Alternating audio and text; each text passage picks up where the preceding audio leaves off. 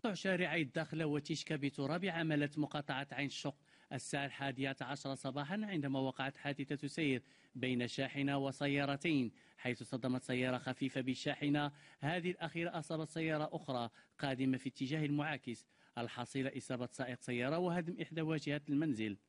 أنا سائق شاحنة جابت من الفوق، جا السيد قطع لي دخل فيا ديريكت، ضربني في الرواد ديال التاكسور هز بيا الكاميون. صافي ما بقيت ما عندي فين نهرب، الا بقيت غادي نبقى نقتل في عباد الله وانا نروم العجين.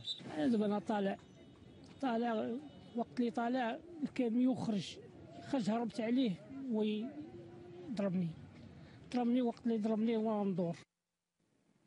نقطة أضحت سوداء بهذه المنطقة نتيجة لتكرار حوادث السير بها.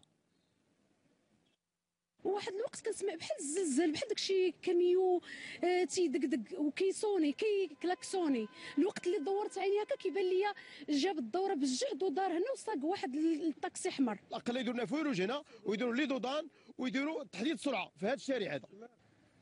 ومرة أخرى وجب احترام قانون السير لتجنب مثل هذه الحوادث التي غالبا ما تكون نتائجها وخيمة.